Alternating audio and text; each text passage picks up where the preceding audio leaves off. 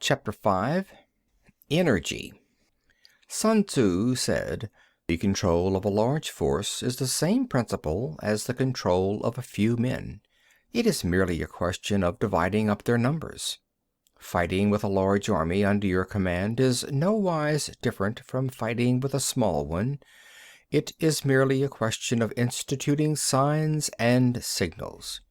To ensure that your whole host may withstand the brunt of the enemy's attack and remain unshaken, this is effected by maneuvers direct and indirect.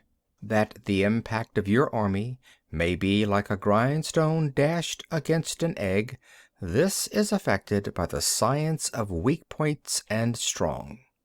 In all fighting, the direct method may be used for joining battle, but indirect methods will be needed in order to secure victory. Indirect tactics, efficiently applied, are inexhaustible as heaven and earth, unending as the flow of rivers and streams. Like the sun and moon, they end but to begin anew. Like the four seasons, they pass away to return once more. There are not more than 5 musical notes, yet the combination of these 5 give rise to more melodies than can ever be heard. There are not more than 5 primary colors, blue, yellow, red, white, and black, yet in combination they produce more hues than can ever be seen. There are not more than 5 cardinal tastes, sour, acrid, salt, sweet, bitter, yet combinations of them yield more flavors than can ever be tasted. In battle, there are not more than 2 methods of attack, the direct and the indirect. Yet these 2 in combination give rise to an endless series of maneuvers. The direct and the indirect lead on to each other in turn. It is like moving in a circle. You never come to an end. Who can exhaust the possibilities of their combination? The onset of troops is like the rush of a torrent which will even roll stones along in its course.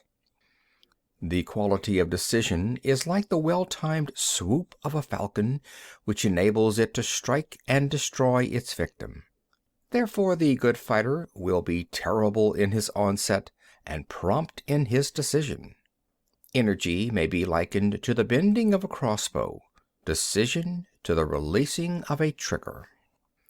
Amid the turmoil and tumult of battle, there may be seeming disorder and yet no real disorder at all. Amid confusion and chaos, your array may be without head or tail, yet it will be proof against defeat. Simulated disorder postulates perfect discipline. Simulated fear postulates courage. Simulated weakness postulates strength. Hiding order beneath the cloak of disorder is simply a question of subdivision.